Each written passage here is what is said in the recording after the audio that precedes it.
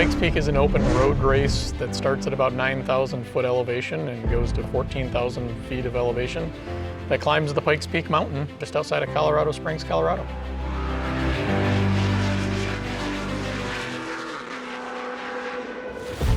Really the elevation, the drop-offs, and what people want to define as the risk that makes it an exciting event and that draws crowds from all over the world. When you push to the edge at Pikes, there's huge consequences. So if you can drive it at 9.5 tenths, you're going to be much more successful. And just make sure that you're not anywhere close to 10 tenths on those corners that are going to kill you. How many corners are there? I believe there's 144 corners at Pikes Peak. And how many corners do you have memorized? Really, to truly not kill myself, probably 5 or 6. I'm not a student of driving. And to my detriment, I'm sure I should probably be a better student, but I'm very much seat of the pants and fairly high tolerance for risk, so that's worked so far.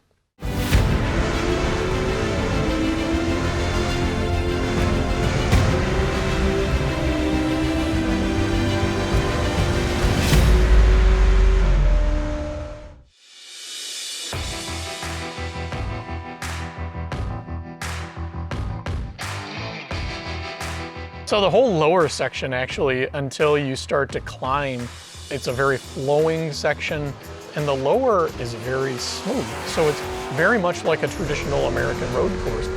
The lower section is just not, and I'm sure people are going to be like, that's wrong. I would not consider it to be technically difficult.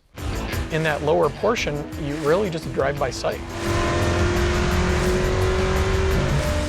Engineer's Corner is one that traditionally will catch people out, where it's basically the longest section of straight and it goes into the tightest corner. I've traditionally never had any problems with that. I think it's very well marked. There's clear definition that the corner is coming. It's never bothered me. And the lower, the main corner that I worry about is the one that Randy Popst actually went off in, and that's called the sump. The sump is one that's really can kind of creep up on you, and you've seen multiple people now in the last few years go off there. You can make up a little bit of time there because it's a long sweeper where you can carry some decent speed, and it feels like, okay, this should be a high-speed straight, and it's not.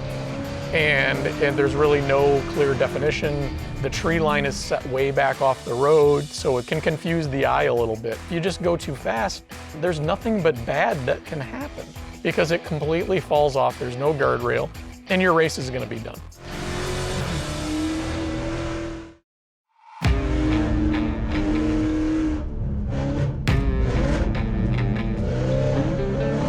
The next section, which I would consider to be the second section, is actually the lower half of the second half of Pikes Peak. And that's basically from Glen Cove to Devil's Playground.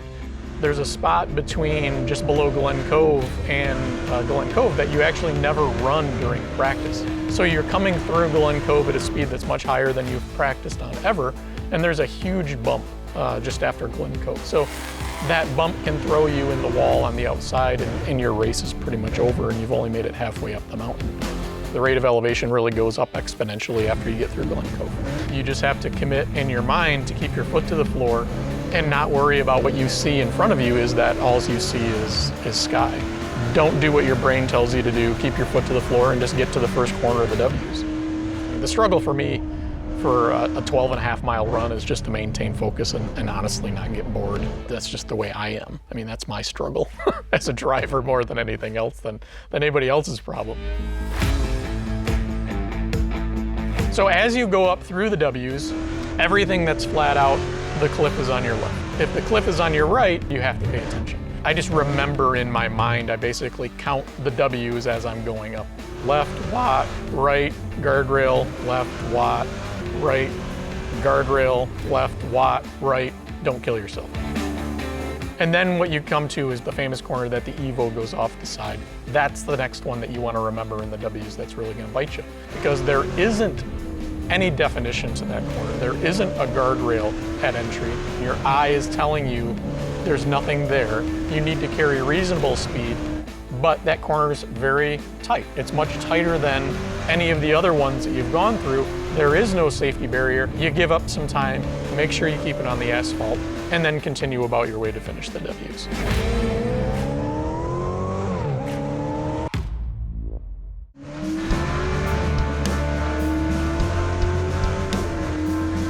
Devil's Playground is basically the finish of that lower half of the upper. And then, once you get into that upper half, it stretches out. It's wide open, there's no trees now. The second half of the course is really where we try to make up a lot of time based on the cars that we've been running. Race weight with me in it is 4,500 pounds with our car. So we're typically 1,000 or 2,000 pounds heavier than the other cars in our class. So we'll give up time in the lower, and what we want to do is make as much power as we can and basically race from corner to corner. Boulder Canyon is extremely rough. You're into a section that has permafrost. The road freezes, thaws, so the car is bottoming out, it's jumping, it's lifting tires, it's doing all these crazy things through Boulder Canyon. And you still need to put the power down. So once you do that, you come up into another section, which, forgive me because I'm not a student of the course, I don't know what it's called, but it's basically the final corners that I say you have to remember because it's gonna kill you. It's a very deceiving corner where, your eye tells you there's nothing here. There's no road, there's no, all you see is sky, and there's a huge drop off. So you need to make sure that you get around that corner. You give up a little bit of time. It's extremely rough at the exit of that corner. So what you don't want to do is get into this big rutted undulation and bounce yourself off the course. I'm almost at the finish. Just don't blow. Just make it across the finish line. Take your time and call it a day.